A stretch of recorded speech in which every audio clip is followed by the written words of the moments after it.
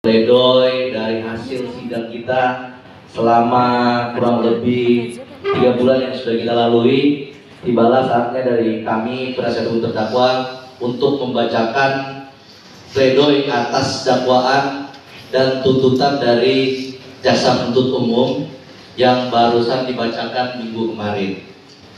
Untuk mempersingkat, kami hanya membacakan poin-poinnya saja, izin majelis. Yang pertama, dari semua keterangan saksi ecas atau memberatkan yang dihadirkan oleh jaksa penuntut umum, bahwa tidak ada satupun keterangan transaksi yang merupakan alat bukti dari jaksa penuntut umum yang menyatakan bahwa terdakwa atau Faris Rustam Munaf itu terlibat dalam peredaran narkotika dalam kasus ini. Bahkan saksi ecas atau saksi memberatkan yang dihadirkan jaksa penuntut umum menitik beratkan bahwa Mas Faris adalah pengguna narkotika, seperti itu. Kemudian yang kedua, bahwa kami sangat menyayangkan dari keterangan saksi Denny terlihat dengan jelas dan terang bahwa kegagalan jaksa penuntut umum dalam menangkap orang yang disebut pengedar, dalam hal ini opung, itu jelas disebutkan oleh saksi Denny di fakta persidangan, yang akhirnya memaksakan terdakwa sebagai pecandu atau sebagai korban penyalahgunaan narkotika yang seharusnya mendapatkan perawatan medis harus memikul beban atas perbuatan orang lain. Selanjutnya, masih berkaitan dengan alat bukti, kelihatan dengan jelas bahwa penuntut umum dengan sadar menghilangkan alat bukti yang sah menurut pasal 184 KUHP, yaitu keterangan ahli yang kita hadirkan di persidangan ini, yang sudah didengar oleh majelis jaksa penuntut umum dan juga kami selaku penasihat hukum. Yang jelas menurut 184 KUHP, keterangan ahli yang disampaikan di muka persidangan adalah alat bukti yang sah. Namun oleh jaksa penuntut umum itu tidak sama sekali dimasukkan dalam tuntutannya, dengan otomatis mengabaikan yang dinamakan alat bukti dalam kasus pidana. Selanjutnya, memilih untuk menggunakan narkotika saat muda dulu, yang selanjutnya menjadi kebiasaan yang buruk dalam hidup saya. Walaupun secara jujur harus saya sampaikan, hal tersebut tidak mengganggu aktivitas profesi saya karena saya tidak pernah mempergunakan narkotika di saat bekerja, sehingga tidak mempengaruhi reputasi secara langsung.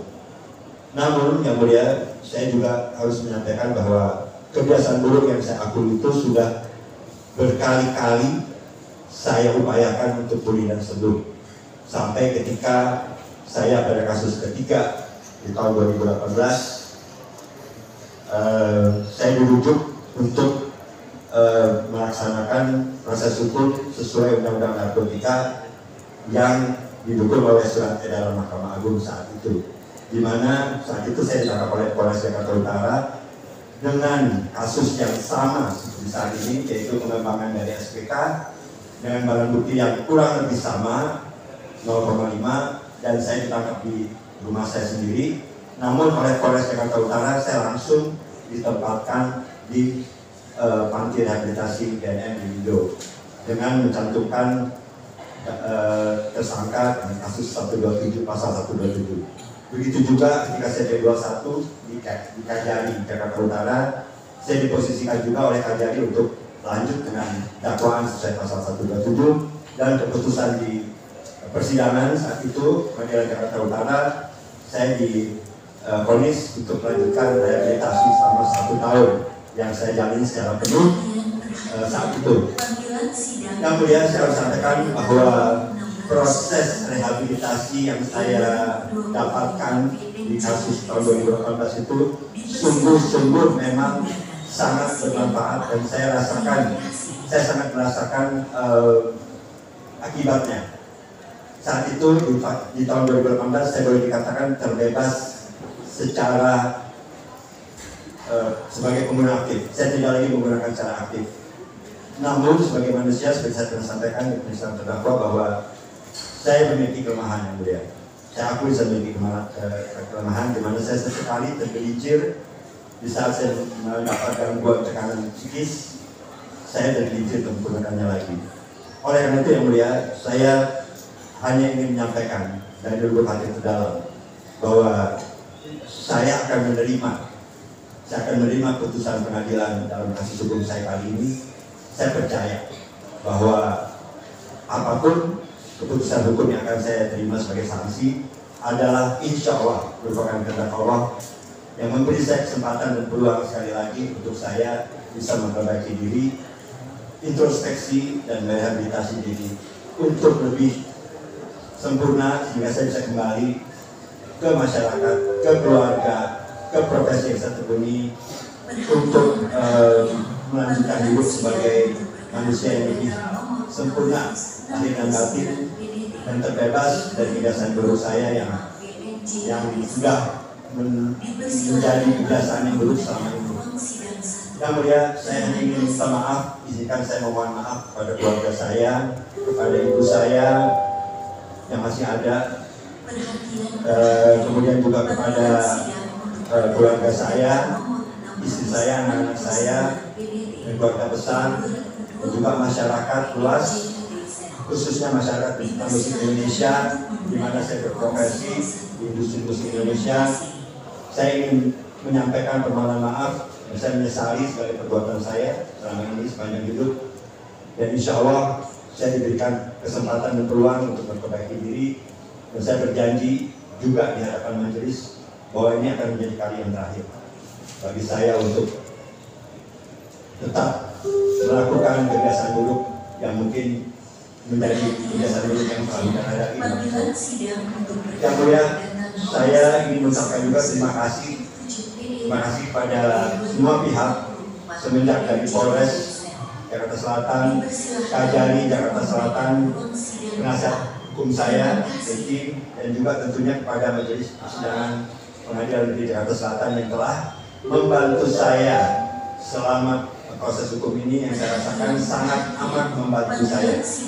Saya merasa bahwa selama proses penahanan saya juga telah dibuka pemikiran saya menyesali segala perbuatan saya. Namun saya berharap andai kata saya diberi kesempatan lagi, saya akan memperbaiki diri saya dan kehidupan saya di masa mendatang. Mengingat usia saya yang sudah 66 tahun dan saya masih menjadi tulang punggung keluarga, menghidupi keluarga saya. Tolong air panas. Air panas. Mundur. Bang Faris. Alhamdulillah.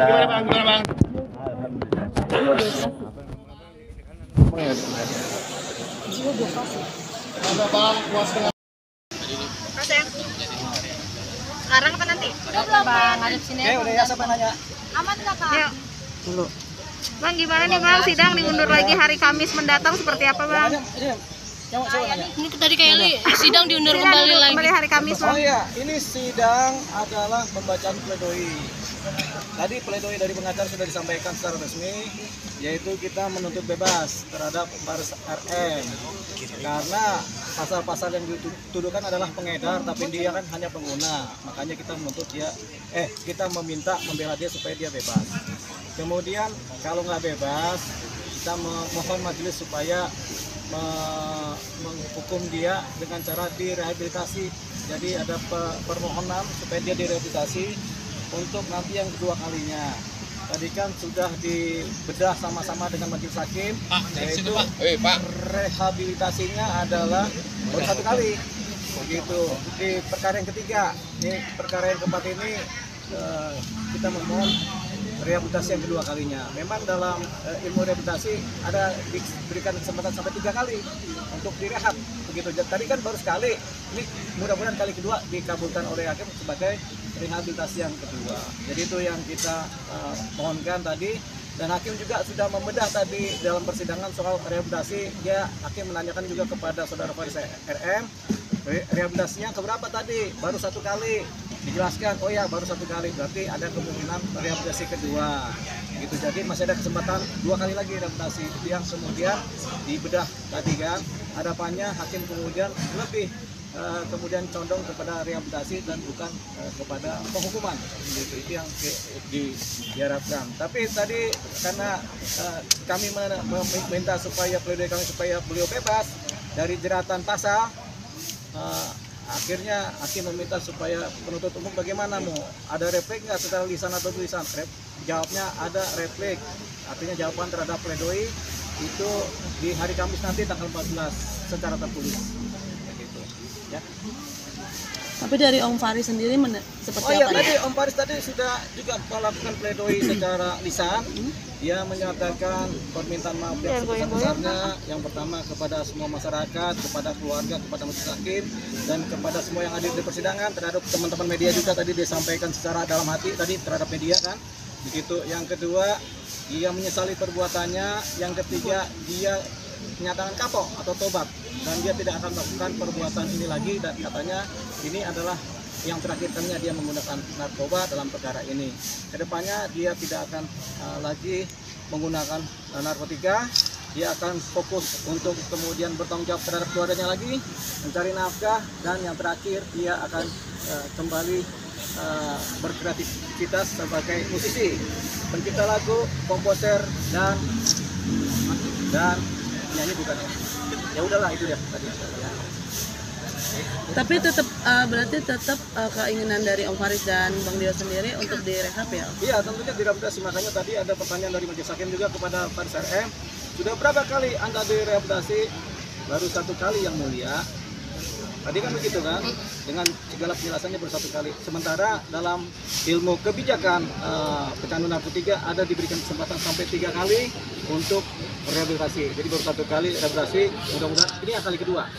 Dan tidak ada lagi kali ketiga untuk rehabilitasi gitu. Jadi itu yang kemudian di Mbak geser Mbak. Faris RM ya. Berarti pasal yang dituntutkan ke Om Faris tetap yang itu Geser Bang.